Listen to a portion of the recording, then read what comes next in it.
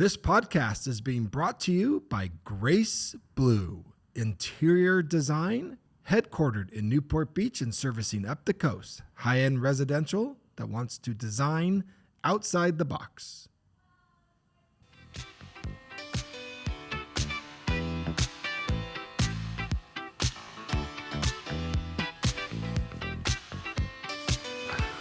Oh, yeah. Sunset Rewind.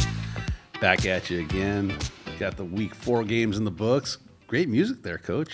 I am a man of the people. Okay. Uncle Richie wanted a little Luther. He got some Luther. Nice. Now, when I heard that, I thought, that sounds a lot like that Janet Jackson song, but it turns out she took that melody and applied that to All For You. But anyway, that was originally Luther. That's awesome. All right, giving Uncle Richie what he wants. So, great week this week for the Sunset Rewind teams. Went 5-1. Had to have the loss, though, because 2 Sunset Rewind teams played each other. So the best they could have done was 5-1. Best could have done, yeah. I'll take that every week. So let's jump right into it. Who we got up first? Let's start with a Thursday night game. They were the first up. Marina was on the road looking to finish non-league play with a record of 4-1. All defense in the first period is actually scoreless. Here's one reason why. Alberto Herrera is going to bully the offensive line, get in the backfield. So the first quarter would end locked up at 0. However, Marina would strike first. Ben Ramos, the line is shining up the gut 6 yards. I want you to watch his push. This is like a rugby scrum, getting into the end zone. So Marina would take the early 7-0 lead. They'd continue from there. Francis Saporito, the quarterback, is going to drop back, and guess who, after the shoulder shake, catches his man, Cole Honeycutt, down the far sideline. They'd continue on offense. They attack the right side of the defense. Now they're going to attack the left side of the defense. Francis to Honeycutt. Touchdown, Vikings. So I almost said Minnesota. The Vikings would go 14-0. That ESPN music kind of threw me off. Anyway, this time defense. Into the first half, Esperanza trying to get back into it. They wouldn't, because Gabriel Jesse would get the interception. So going into halftime, Marino would have a 14-0 lead. In the third quarter, more Marino. This time, now he's a quarterback. I know he plays running back, but he is running through defenders. When you see a running back attacking the defense like that on the ground, it's a nice job by Francis, leading his team closer and closer to the end zone. They would eventually get in. Francis to Honeycutt again. I mean, a deadly 1-2 combination. And it wouldn't stop there. The defense would actually create a turnover. So, Marina's trying to pull away, but Esperanza off the bad exchange would take advantage of that opportunity. And from there, their quarterback, Travis Frazier, looked to Brody Schneider on the middle screen. He'd catch it, follow his blockers. So a game in which Marina has really dominated now is only a 14-point ball game, but they would settle down, led by, of course, the defense. A host of Vikings are going to come down. Down goes Frazier. That's about as close as they'd get. They'd get the ball back, they'd be Marina, and then the line would shine. They're just going to pound it out, run out the clock. Braden O'Rourke up the gut. Just doing a great job moving the chains, killing the clock. And the Vikings would go on to win 21-7, improve to 4-1. And by the way, that was Coach T's 100th win. Wow, 100 wins already. And win number 100. And he's still in his early 40s, I believe. So that's quite a feat for him. Absolutely. Thoughts? Congratulations to the Vikings. They're playing like methodical football. They're not flashy. They just get the job done. They're consistent. You got Honeycutt, catching passes from Saporito. The defense is stout, only giving up 7 points in the game. And as Coach T would say, no line, no shine. The line's doing their job. They just play good, reliable, steady football that leads to victories. That's why they're going into the bye week 4-1. Taryn? So, yeah, that was a big win for Marina. Obviously, 100th win for Coach T. Congratulations to him. Marina actually had to battle some adversity getting to the game because the buses were actually late to the game. So it kind of reminded me of Newport in the CIF Southern Section Finals against Temecula Valley. Their bus kind of broke down on their way there. So Marina battling adversity on and off the field.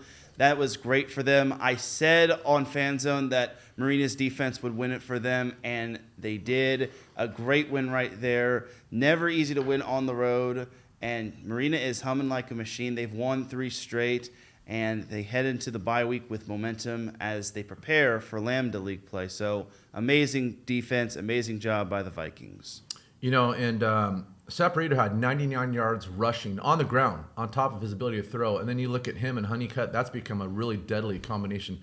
I didn't remember Honeycutt last year, like when I was doing highlights. Remember, it was all Cassidy. Right. And so I think the moral of that story is if you're a junior, you don't have to have a monster year. If you put in the work in the offseason, clearly him and Francis got together and did a lot of work in the offseason because those guys just picked up. It shows. They are where completely, the other Honeycutt and Cassidy had left off. Those guys are completely in sync. It's like, Saporito's thrown to a spot. Carson knows to be there. He's there. Catches the ball. Good things happen. And Vikings win. If you're a Marina fan, you got to be happy. Coach, over the last 2 years, they're 9-1 in non-league play. Yeah. And they've already won 3 straight championships, granted different leagues, although last year was the Lambda first year. So now they begin their race for a 4th straight league championship. Heck of a job over there. Great job, Marina. Congratulations. All right, let's move on. This time, those Sailors, they were desperate for a win, and boy, they came out and they played like it. This was the team we expected to see. Let's get into this. Newport Harbor was on the road at Colony. 3rd and 10, straight back. Muir's going to find Jackson Sturmack on the out route on 3rd and 10. Nice grab. That's just a receiver wanting it more than the defender.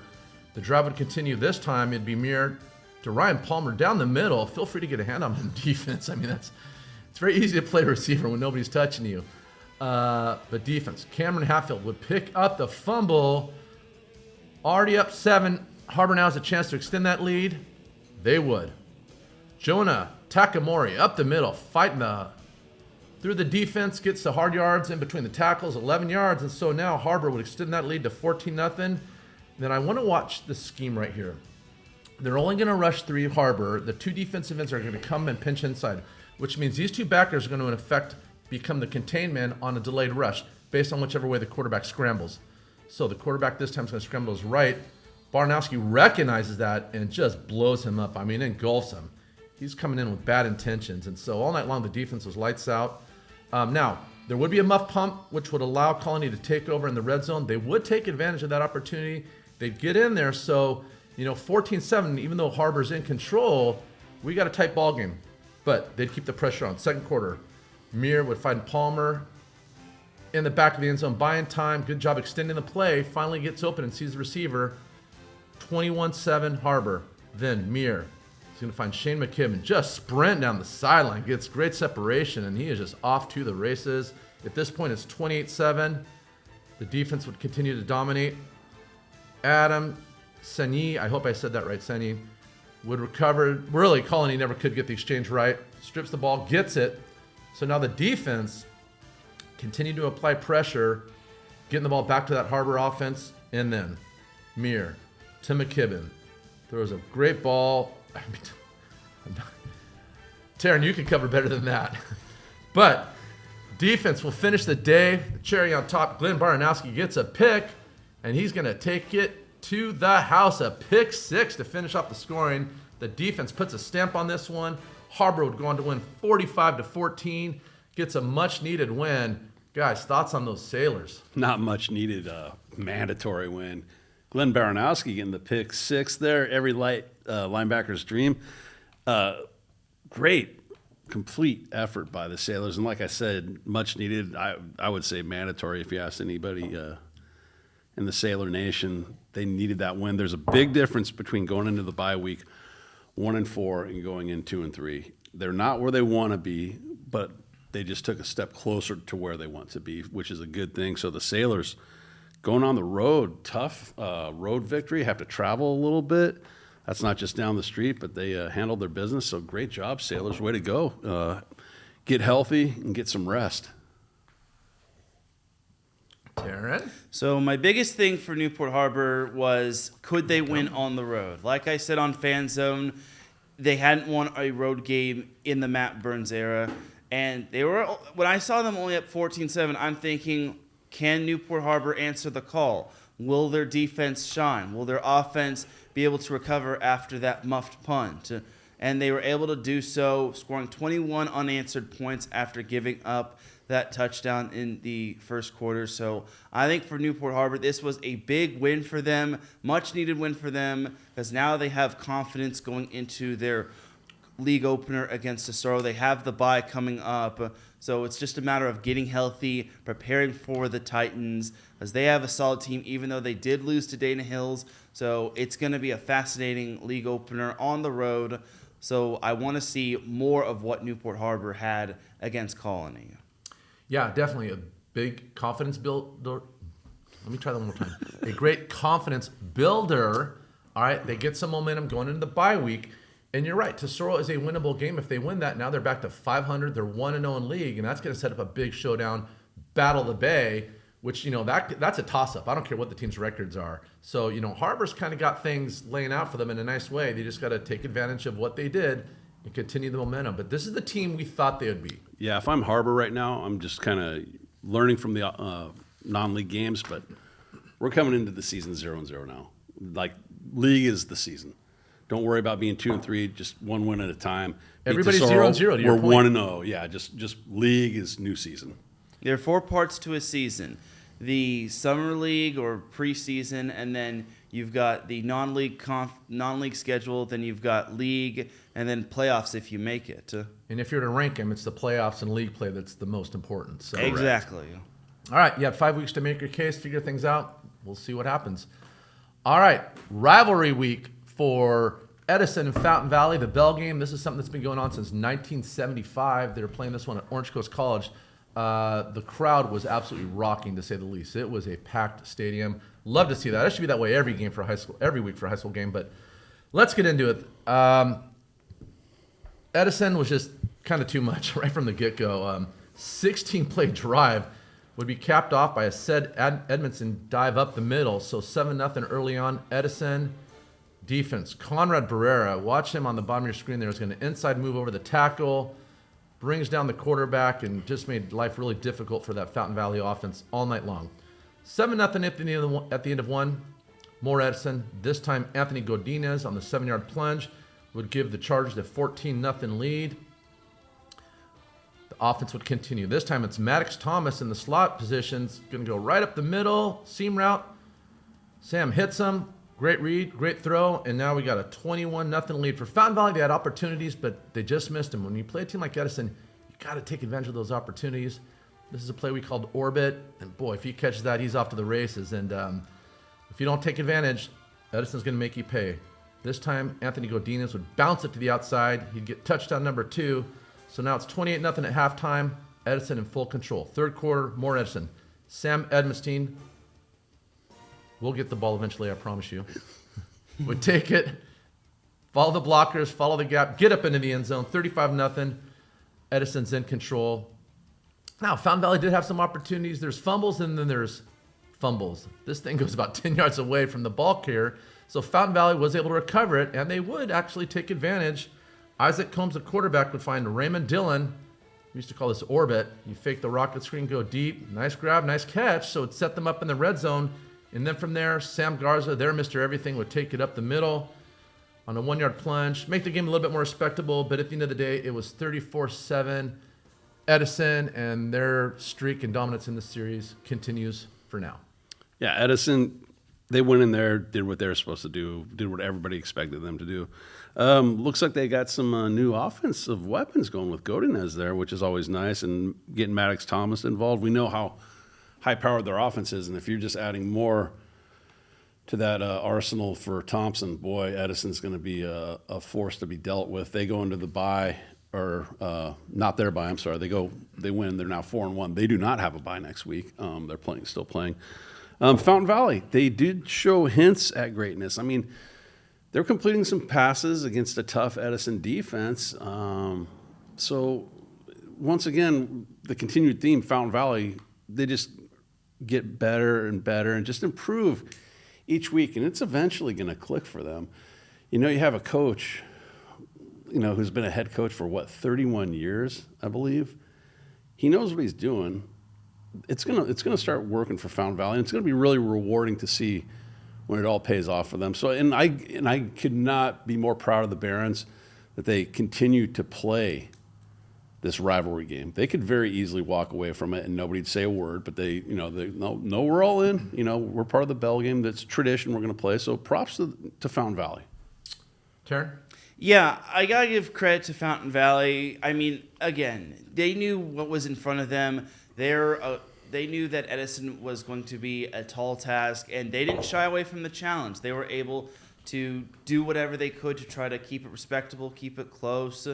But overall, I think Edison, being the really good team that they are, returning a lot of players from last year's state championship team, I just think they were just too much for them. And Edison's got a lot of momentum, and hopefully for Fountain Valley's sake, they can lick their wounds, just look at themselves, rewatch the film, and just prepare themselves for Foxtrot League play, because they know there are some winnable games in that league. I think they can scrap at least one win in that league. I definitely think the Barons have potential. And you're right, Mitch Olson is a fantastic coach. It's just that they've kind of caught a few bad breaks against some pretty good teams. So for Edison, I think they just continue to just keep on trucking, and I think they've moved past from the Yorba Linda loss, and they've got an interesting matchup against Lucerna, who just lost to Crean Lutheran, so we'll see how that one goes. Yeah, and we'll talk about that more in the fan zone. By the way, we have some interviews from Catalina Barrera, so we want to thank her. She caught up with Anthony Godinez and Nate Stevens after the game. So if you go to our Instagram account, you can find those. They should be up by now, but that's where you'll find them. Yeah, I've got a lot of respect for Fountain Valley. They haven't dropped this series. I mean, obviously they're at a different level than Edison, which is fine. This has gone back since '75. They continue to come back, and at some point, this rivalry will turn around. When that happens, how soon, I don't know. But you just got to be patient. And look, I can't think of a better tune-up game before Foxtrot League play than Edison. I mean, if they can battle those guys, they can hang with anybody. Interestingly enough, though, the Foxtrot League has got some good teams. Dana Hills is legit. I think Laguna Beach is in there, so they've got their work cut out for them. But take advantage of the spike, continue to work on things and get better. And everybody's 0-0 right now, at least as far as league play goes. All right, moving on. Oh boy, this was the game of the night. Man, I was at Los Alamitos for this one. To say it was a barn burner is an understatement. Los Al was at home. This was as good and as exciting as an environment as you can imagine. They were at home versus Granite Hills. It's homecoming too, right? It was HOCO. They were going against Granite Hills, who won CIF last year and advanced to the regional state championship, where they lost a close one to Edison. Right. Anyway, let's get into this. I got to take a deep breath because there was a lot going on. All right. First quarter, Los Al couldn't get out of their own way. They had 2 turnovers. One led to a touchdown, so they're already down 7-0. We're going to pick up the action there, trailing 7.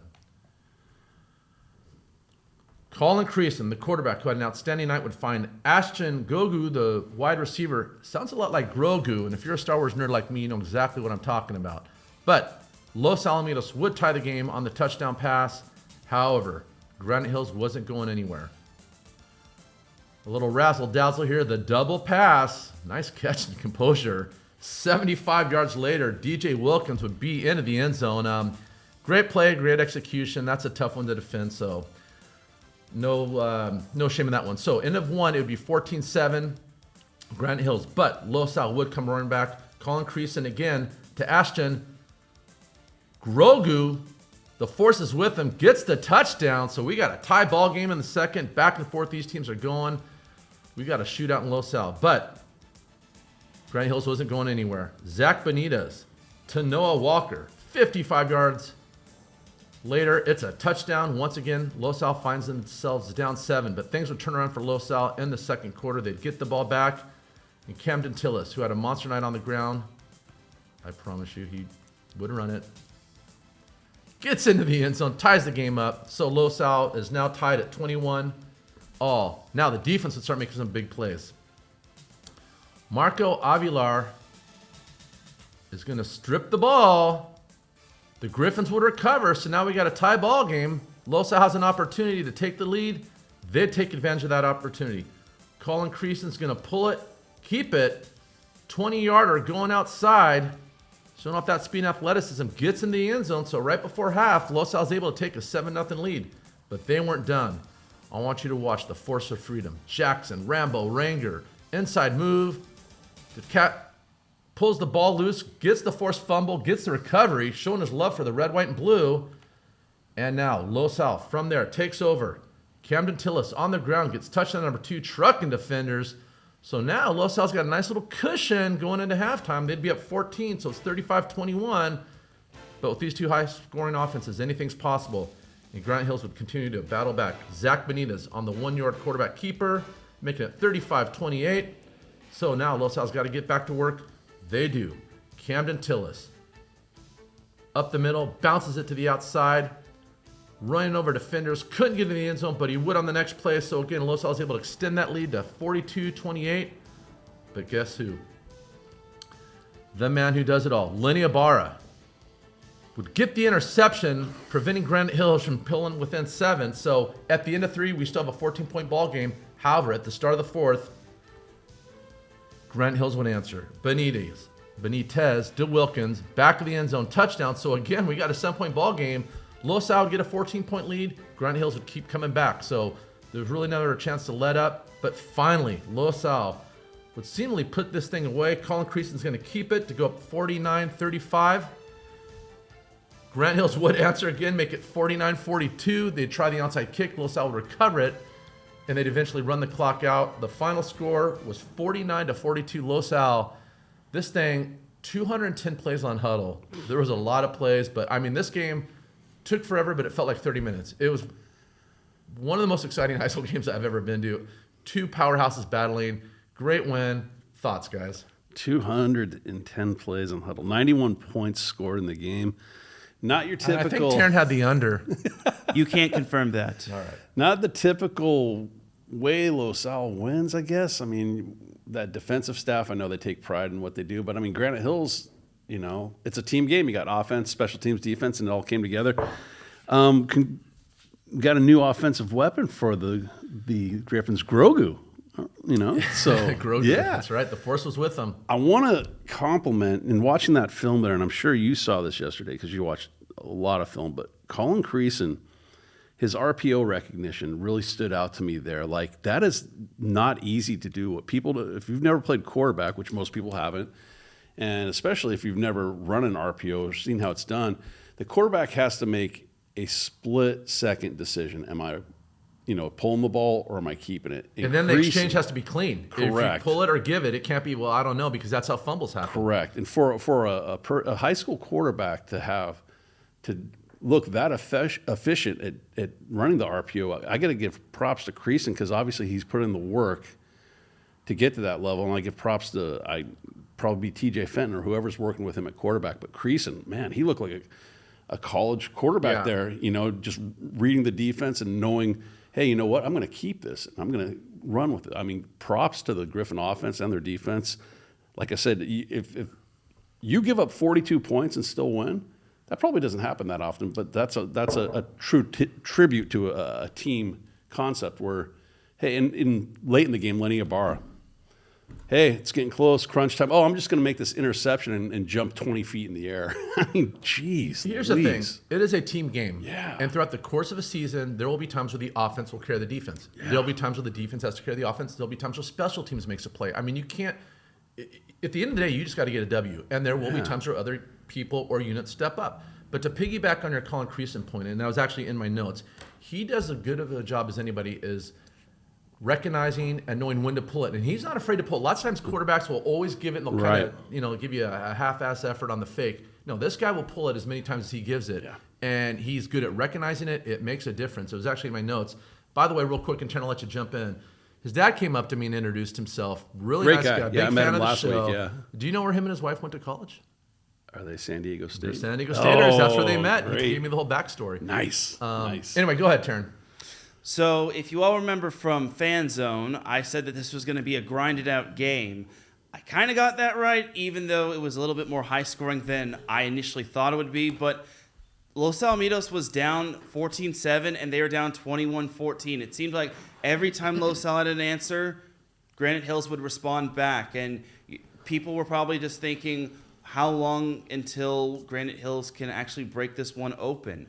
But Los Alamitos didn't waver. They didn't give up. They rattled off 21 unanswered after being down 21-14, and that is massive going into halftime. And in the second half, it was just the exact opposite. It was a reverse card. It was Los Al pretty much keeping their foot on the gas, even though Granite Hills was trying to come back and get within 7. But every time they got within 7, Los Al had an answer. And that's what great teams do. They respond well when they face adversity. And that is why Los Alamitos is 6-0. And they just continue to play amazing and exceptional football against high-quality programs. And that's the key. They're 6-0 against elite competition. So they got Absolutely. And they've got another good opponent against Calabasas on the road. And then after that, they've got a 2-week bye. So Los Alamitos did a really good job of loading its schedule, and they've answered the call because all those opponents that they face, for the most part, they're pretty legit, if you ask me. they've played an extremely tough schedule, they always do, but this year in particular, having those 7 straight games, and then they do get that extra week off. But going into Alpha League play, I fully expect them to be 7-0. It's funny. After the game, I called Coach Colby and we're talking. I said, man, that was a fun game to watch. And he's like, I was miserable the whole time. Because, he's doing it from the defensive coordinator's perspective. Right. I'm like, Coach, look, they're the defending CF champs. That quarterback was a 3-year starter. That team was good. And they executed. They made some good plays. Yeah, Los Al made a couple mistakes. But, good teams will make you do that. I thought, like Terrence said, they're 6-0 against outstanding competition.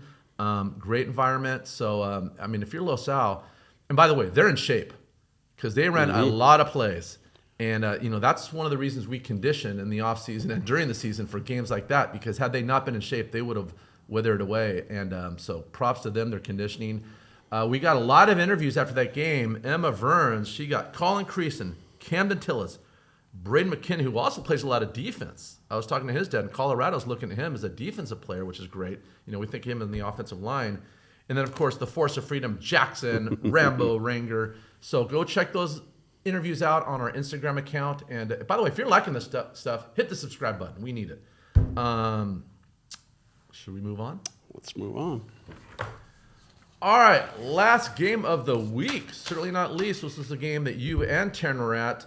Huntington Beach was hosting Mayfair, a team that they've kind of dominated in recent years. Let's pick up the action. First quarter. Brady Edmonds would find this guy, Dylan Bruce, who's really becoming I shouldn't say becoming, he always was, but showing his stuff this year. Dylan Bruce on a 65-yard touchdown pass. Huntington Beach would take the early 7-0 lead. We move into the second quarter. More Huntington. This time, Edmonds on the screen pass to Nate. Sammartano doesn't even need blockers out in front of him on the screen. He could have crawled into the end zone. So 14-0 early on for Huntington Beach. Now, Mayfair's going to punt the ball. And, man, I'm getting deja vu. Dylan Bruce last week on the kickoff return. Dylan Bruce this week on the punt return would go 94 yards, take it to the house, cuts back inside, follows his blocker. And just like that, Dylan Bruce, a play on special teams, is going to break this thing wide open. 21-point lead for Huntington Beach. They're looking good. Mayfair tried to come back, but it's tough when you got guys like Gavin Seguin up the middle, stuffing the run game, just making life miserable for those running backs. More defense. This time it's Darby Warren. We talked about the 1-2 combination on the defense line. It's going to come off the edge, bring down the quarterback. They ruled that was not a fumble, so they'd have to settle for a field goal try. So it'd be 21-3, Huntington Beach in total control. And right before half, Edmonds would find his money man, Troy Foster. Breaks one tackle, uses his speed to get separation, and he is off to the races. 56 yards later, Huntington Beach would take a 28-3 lead. They'd go into the half up 28-3, and they'd come out and pick up where they left off. This time, Nate Villanueva is going to bounce it to the outside, get into the end zone, 35-3. Huntington Beach pulling away. And then their Mr. Everything, Dylan Bruce on defense. Third down, he's going to sit, read it, jump it. He gets a pick six, taking it to the house. 42-3 at this point. Huntington Beach is about ready to start emptying the benches, but you can't fall asleep because a couple miscues late in the game. Now Huntington Beach was in control. A bad snap's going to go over the quarterback's head. The ball's going to roll into the end zone, so Mayfair would get a safety. after the free kick, Cunez Elijah, the quarterback's going to find Chase Driscoll down the middle, 50-yard bomb, nice throw, nice catch. So that would make the score 42-12, but that's as close as it gets because Nathan Santa Leon, I hope I said that right, Nathan. If I do, I apologize. Big run up the gut, pounding. Look at that. Hey, you don't stop till the whistle's blown. It's going to take it to the house.